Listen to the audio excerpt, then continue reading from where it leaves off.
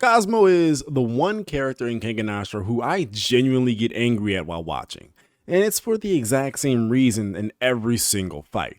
You know, why do you always have to start off by throwing hands when you are a strangler? Son, you are a grappler, okay? Like, you literally win every single match by grappling. You are the king of stranglers. You are a grappling specialist.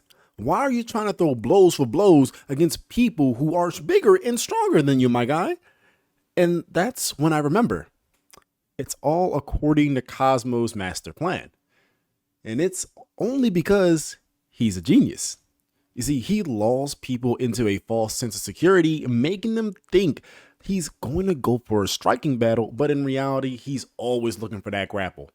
Now, I've watched and read all of his fights at least 3 times before making this video, and I still get annoyed watching because I fall for it every single time. But the level of desperation that Cosmo uses while fighting, where he fully understands that 90% of the people that he fight against are going to be bigger and stronger than him, is the one thing that I can't help but shed a manly tear for.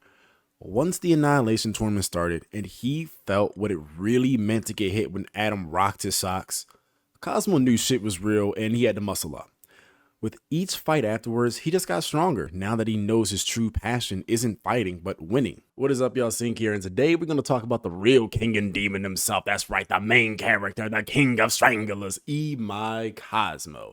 And I mean that last part. You see, I'm fully convinced that Cosmo was written to show how a shonen protagonist would do in the series. He's the youngest fighter, he's a prodigy, a pretty boy, he has a master who is literally just him but better, and basically he checks all of these boxes. And all that's missing from the shonen package is having a love interest, which we all know is Adam Big Back Dudley. So before we actually go into Cosmo and his backstory, let's actually go into how he was created, because he has a very unique character design. It's completely unlike everyone else's. When they were thinking about drawing Cosmo, they wanted to make a character who looked very androgynous. And so when Darrow saw the design for Cosmo, he actually struggled making him, and that's because Darrow was not really good at drawing characters without spiky hair. But instead of drawing Cosmo with spiky hair, he drew him with an afro for the time being, and then when he got better with drawing him with a bowl cut, it looked a lot like freaking Weevil Underwood or Armin from Attack on Titan. In fact, when he had the afro back then, he looked a lot like Flint from Pokemon. Like, it's actually funny how many people that Cosmo can look like just by changing his hairstyle. So despite being one of the smallest fighters, he's actually a giant standing at a solid 5'6", just like Charlie. And his physique is very realistic. It's slim, cut, and it's not that far off from many martial artist physiques. So really, if you want that Imai Cosmo bod, then by all means, it's actually achievable. Now let's go ahead and talk about his backstory. You see, when Cosmo was young, he would often get into street fights with Yakuza, and they were out for blood, alright? They didn't care that he was a kid or anything like that. This man, Cosmo, was getting the ever-living stuffing beat out of him often, but he was really fighting back. Like, he was actually about it. But it wasn't until he was fighting this one group of Yakuza where he was literally getting the stuffing beat out of him, and then Yusei Run started playing, and he was then saved by Kurushi Mitsuyo, an MMA fighter who saw how ballsy Cosmo was and decided not only to save his life, but to also take him in as a student. While he was training under Kurushi, Akira Nishihonji, who was originally looking to recruit Kurushi to become one of a fighter for his business, but Kurushi actually declined it and instead referred Nishihonji to Cosmo, who at the time was only 14 years old, making him the youngest person to ever debut in the Kengan matches. Now, during this time, he tried to keep the Kengan matches secret from his school friends and younger brother, Meteor, which, by the way, that's a baller-ass name, man. This man's name is literally called Meteor. Anyways, it wasn't until he was 17 that Cosmo went against a public MMA fighter, Anderson Arona, who had a good win streak going on for him up until this match, where unfortunately for him, Cosmo didn't just beat him, but Cosmo beat him so badly that Arona retired from fighting altogether. this man ended his career. Yeah, Cosmo was definitely like that. But here's the craziest thing. See, Cosmo's personality is one thing that really tripped me up. Okay, a thing about Cosmo that I genuinely did not know before making this video is that he prefers older women. You see, his employer Nishihonji, I ain't gonna lie, I fucks with him heavily, but Nishihonji would often take Cosmo to bars in order for him to, and I quote, learn about society. You see, I always thought that Cosmo was 10 toes down for Adam Big Back Dudley, but I guess my headcanon was wrong. But this does put a new perspective on that little mini comic of him teaching the female cast jiu-jitsu. You know, basically, Nishihonji had a heavy influence on Cosmo ever since they met while training as students. Here's the thing, before Cosmo actually started hanging out with Adam, because that became his new friend for life, he hung out with Waka and Sekibayashi, which is a really odd pairing when you think about it, but it's actually not as well. You see, I can imagine that it went down like this, where Cosmo probably heard of Waka through the fights and then met Sekibayashi as well, and Sekibayashi said, yo, Waka, you gotta go beat this kid, man, this dude is hilarious. And then as soon as Cosmo met up with Waka, he started like inserting himself next to him at every single point in time, and Waka's just sick of it. And I love that little dynamic. You can literally smell it from the panel. So the other fighter that he does have a connection with, of course, is going to be Adam the Big Back, the stud, the Big Mac, Big Back. I mean, Adam Big Back Dudley. And he became a real one for Cosmo. Like, he was pushing his wheelchair, he was cheering him on in the win, and even helped him win his match against Okoya. And who could forget the 1v50 he went through while protecting Cosmo and Kaneda from the Guardians, all right? Say what you want about Adam, but when he is 10 toes down for you, my man's is 10 toes down. Like, this man probably got 20 toes just for that. Definitely one of the most underrated ships in the series. Friendships, sorry. You see, Cosmo is a very happy-go-lucky person, especially when fighting. He always has this happy face emoji looking face on him. And so whenever he's going out against somebody, he's literally just smiling at them the entire time. It's almost creepy, but it's like a friendly kind of creepy. But when he gets serious, he slicks his hair back and he gives you that same look you make when you get too stocked and smashed. Like, that's how you know it's getting serious. This man rolling the hair back. All right, so now we're going to touch into fighting. Let's go ahead and start talking about Cosmo's fighting style. Now, Cosmo fights using Brazilian. Bro, I can't even fucking say this word. Cosmo fights using Brazilian jiu-jitsu, and despite being a lightweight, he hits really freaking hard, like even making Adam bruise with a single kick. His size alone, like, he has a really high durability and mental endurance, taking several hits from Adam and enduring the torture from Okoya that I'm going to get to later. But it was actually all thanks to his fight with Okoya that he was able to unlock the true demon within him, or rather his strong desire for winning. See, he used to think that he loved fighting for the sake of fighting, and even his master, Koreshi, saw that, oh, nah, you want more. You don't like fighting, kid. Nah, you want something else.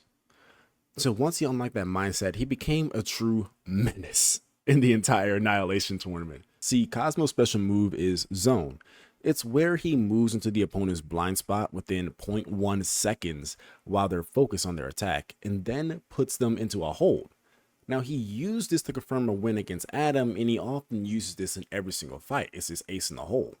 If you want to know more about Cosmo's fighting style, of course, you know I'll always leave a link in the description where someone who knows more about this fighting style can explain it a lot better than I ever could. Alright, with that being said, let's go ahead and talk about the Annihilation tournament. So here's the thing with Cosmo before the Annihilation tournament took place. He was on a 21-0 winning streak. Like, this man was undefeated in the Kengan matches. And when he was fighting, he never really took much damage. In fact, the first time he took serious damage was in his first fight against Adam. So let's go ahead, let's get right into it. I'm not even gonna waste any time. Let's get on to the fights. See, Cosmo was putting that work on Adam in the beginning, and I'm not even gonna front. Lil Lionheart was out there going blow for blow with him. Like, for as light as Cosmo is, he was doing some serious damage to Adam with just some kicks. And he even got him down and mounted him. And Cosmo was confused why Adam was letting this happen, essentially. Then Adam comes in and nearly ended Cos's whole career with a single punch to his ribs. Like, he may have missed the hit, but the impact alone from the air was enough to damage him. Now I'm convinced that Adam was rewatching One Piece before this fight took place, because this man hit it with a single-handed Roku Ogun like he was Rob Lucci. Then after he got up like a zombie, he proceeded to show Cosmo what a real punch looks like and hit him so hard. This man bounced up into the ground. He had bro looking like Gojo for a split second.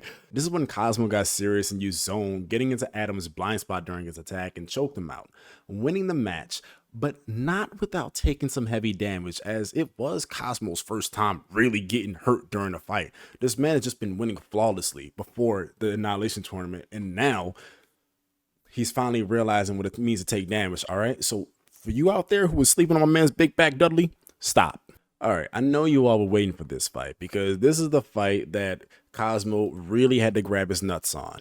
Okay. This fight with Akoya was horrific.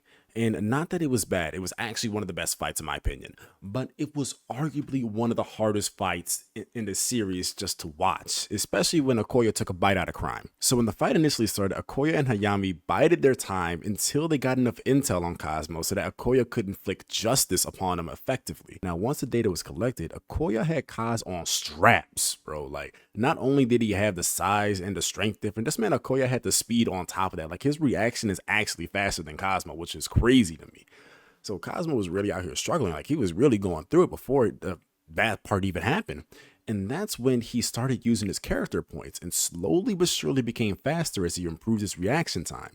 And in time, he manages to dodge Akoya, and not only dodge it, but he actually got him into the zone. But like I said, Akoya's reaction time is faster than Cosmo, so he managed to block it. And he went full psycho mode, bro. Like, he did not hold back for a single second. With nothing holding him back, he completely bullied Cosmo, like fully intending to kill him now.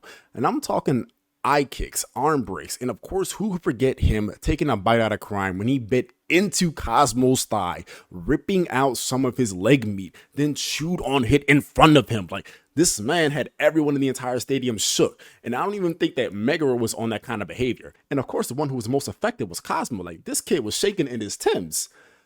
Like I said, Akoya was not letting up even after this.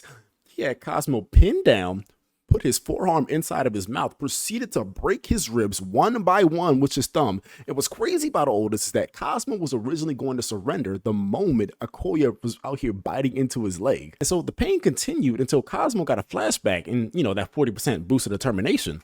And this is when he started going psycho himself. And Cosmo realized that what he truly loves isn't fighting, but winning. See, Cosmo grew another pair during this fight and ended up putting Akoya into a python hold.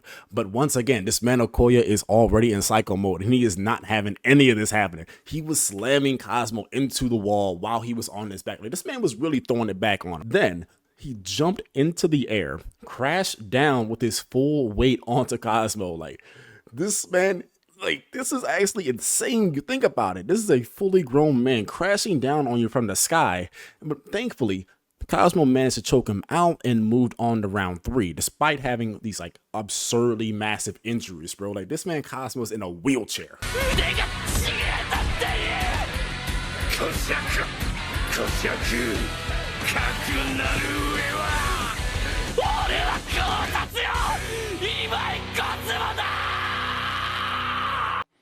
Now, after this point, I'm going to cover the events that happened in season 3, the anime.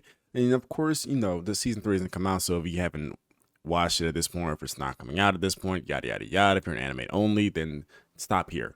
Go to the end of the video. Like I said, always leave a timestamp. But if I'm talking about Long Ling, bro, the thing is about his fight that I genuinely did not know is that I did not know he had the caterpillar tattoo.